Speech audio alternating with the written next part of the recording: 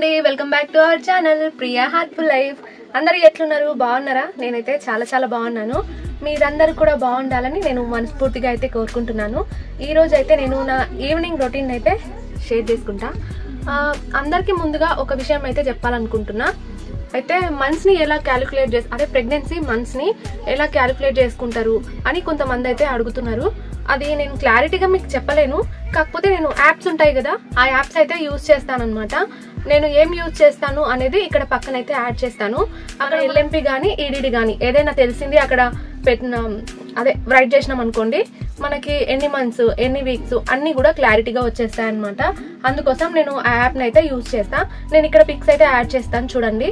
మీకు నచ్చితే మీరు కూడా ఆ యాప్స్ని అయితే యూజ్ చేసుకోవచ్చు, ఈజీగా తెలిసిపోతుంది మనకి. ఇంకోటి ఏంటంటే కొన్ని యాప్స్లోనేమో మొత్తం డీటెయిల్స్ ఉంటాయన్నమాట.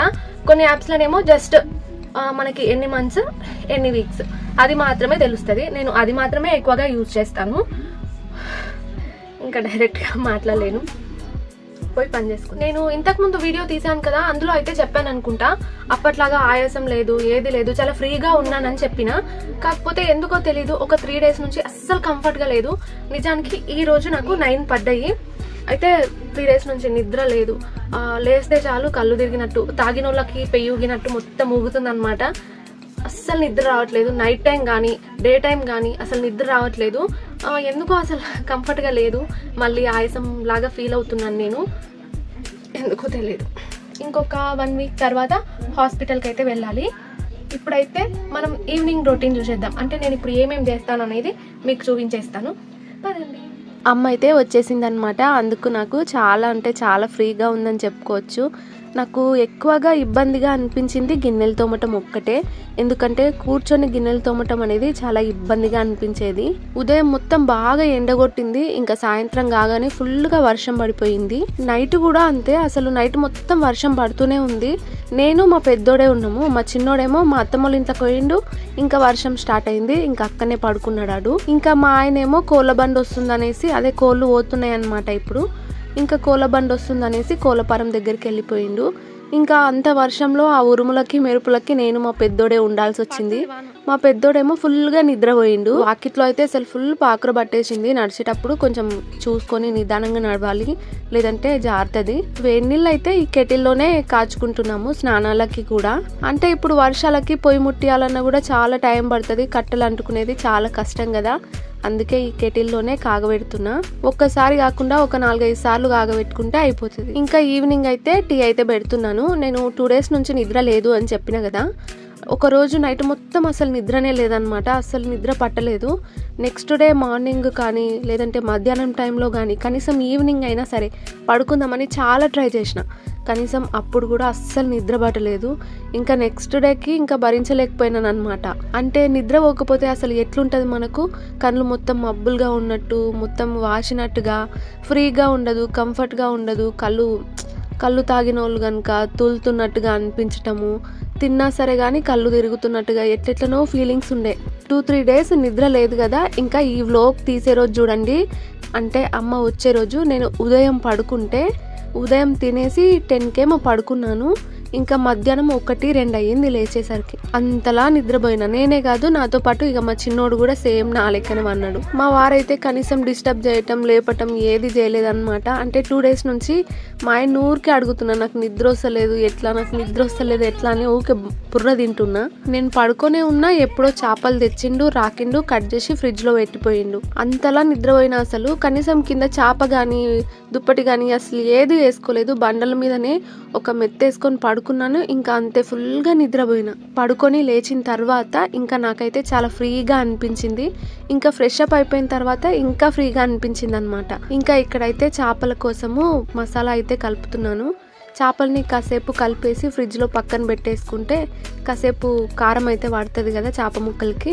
చిన్న చేపలులోనే ఎక్కువ ముండ్లు ఉంటాయంట, పెద్ద చేపలులోనేమో తక్కువ ముండ్లు ఉంటాయంట. చేపలు ఎప్పుడు తెచ్చినా సరే మేమైతే ఫ్రై చేసుకుంటాం, కర్రీ చేయనికే నాకు రాదు.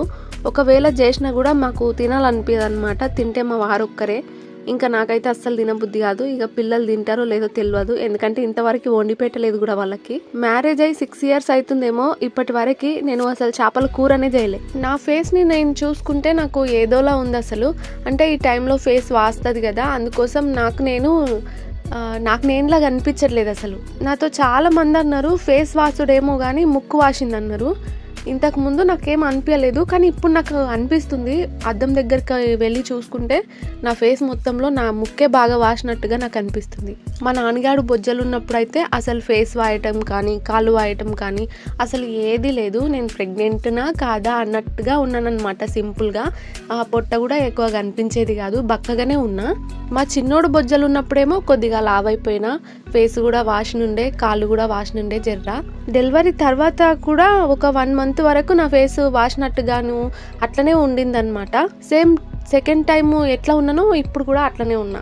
ఇక చేపలకైతే మసాలా పట్టించేసాను, కాసేపు అయితే ఫ్రిడ్జ్లో పెట్టేస్తున్నా.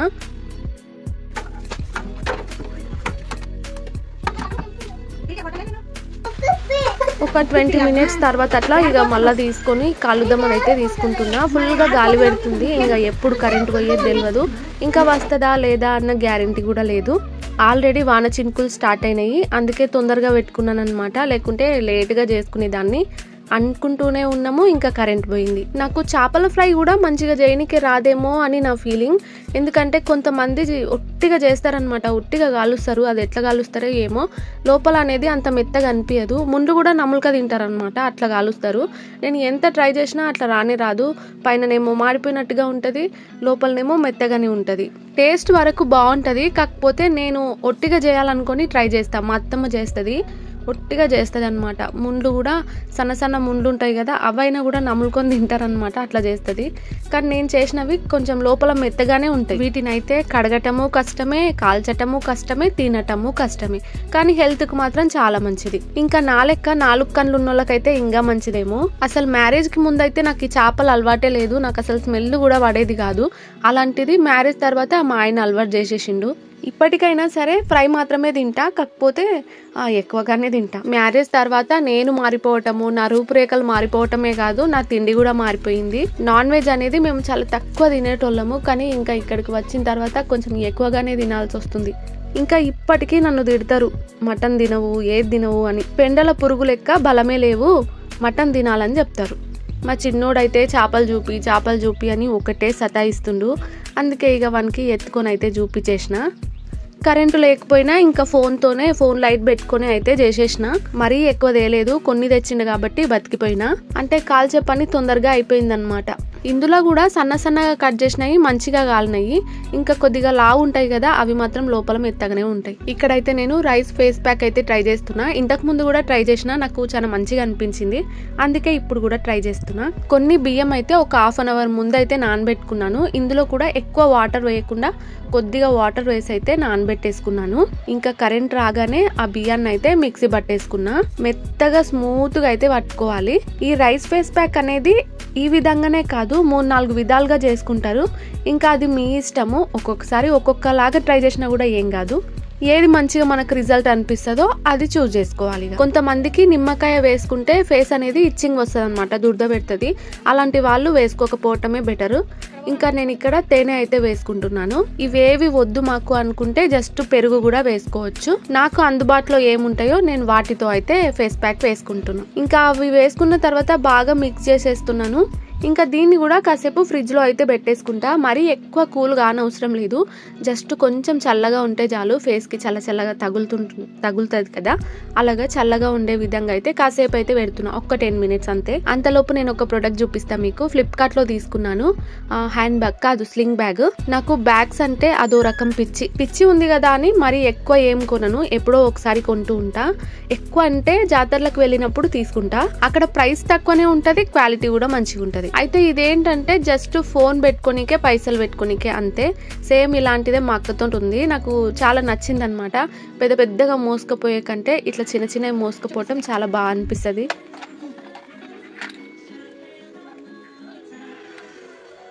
ఇది నీ పెన్సిలేనా? నీ పెన్సిల్ పెద్దది కదా, ఇది నా పెన్సిల్. మరి నీ పెన్సిల్ ఏది? గౌతమి ఎక్కడ వేసిందా? సౌమ్యనా నీ ఫ్రెండా?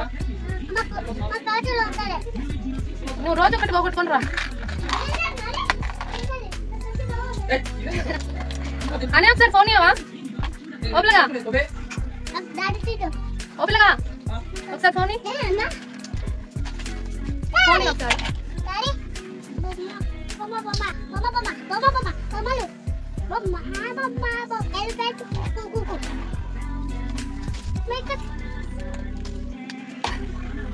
మా ఆయన ఏమంటుండంటే ఫోన్ పెట్టుకోనికి ఒక బ్యాగు, ఇంకొక దానికి ఇంకొక బ్యాగు, ఇంకొక దానికి ఇంకొక బ్యాగు, ఎన్ని బ్యాగులు తీసుకుంటావు అంటుండు. నాకు షోల్డర్ బ్యాగ్ అంటే అస్సలు నచ్చదు. కాకపోతే ఇంకా పిల్లలు అయిన తర్వాత క్యారీ చేయక తప్పదు కాబట్టి వాళ్ళ ఐటమ్స్ అన్నీ అందులో పెట్టుకోవాలి కాబట్టి ఇంకా అది వాడుతున్నాను.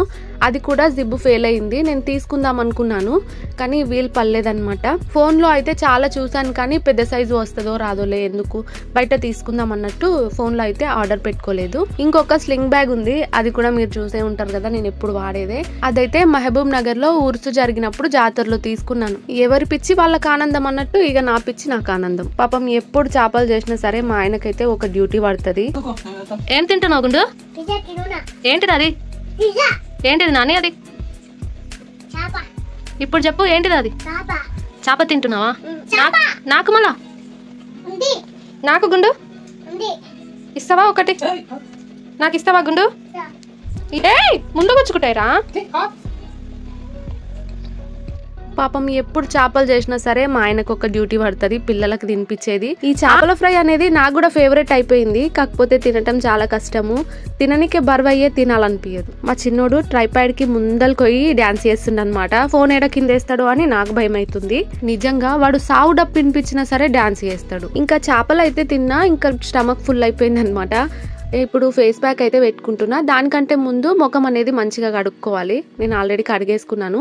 ఇంకా దాని తర్వాత మీకు నచ్చింది ఏదైనా సరే ఫేస్ కి కాసేపు అయితే మంచిగా అప్లై చేసుకోవాలన్నమాట.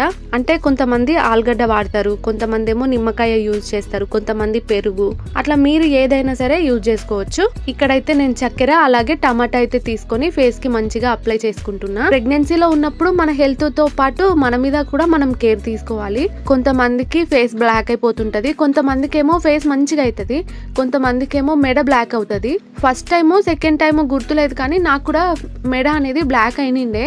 ఇంకా డెలివరీ తర్వాత పోయింది. అంతేకాకుండా డెలివరీ తర్వాత బాలింత టైంలో మనం పసుపు పెట్టుకుంటాం కదా, అప్పుడు ఎంత మంచిగా పసుపు పెట్టుకుంటే మనం అంత మంచిగా అవుతామంట. కరెంటు మళ్ళీ పోయినిండే, కరెంటు వచ్చేంత వరకు కూడా వెయిట్ చేసి ఇంకా అప్పుడైతే పెట్టుకుంటున్నా. మా వాళ్ళు అయితే వండుకున్నారు, ఎప్పుడు కరెంటు పోగానే వండుకున్నారు. నేను ఇక ఒక సైడ్ బిగ్ బాస్ చూసుకుంటా, ఒక సైడ్ ఏమో ఫేస్ కి ఇది పెట్టుకుంటున్నా. ఫేస్ కి మనం ఏది అప్లై చేసుకున్నా సరే ఏదో పెట్టుకుంటున్నాంలే అన్నట్టు పెట్టుకోకుండా మంచిగా మసాజ్ చేసుకున్నట్టుగా పెట్టుకోవాలి.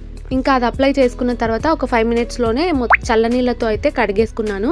ఈ రైస్ ప్యాక్ అయితే మనం ఫ్రిడ్జ్ లో పెట్టుకున్నాం కదా, ఇంకా అదైతే తీసుకొచ్చుకొని అదైతే ఫేస్ కి అప్లై చేసుకుంటున్నాం. ఇంకోటి రైస్ ప్యాక్ ఇది చాలా మెత్తగా అవ్వాలి కానీ అంత మెత్తగా అనిపించలేదు నాకు.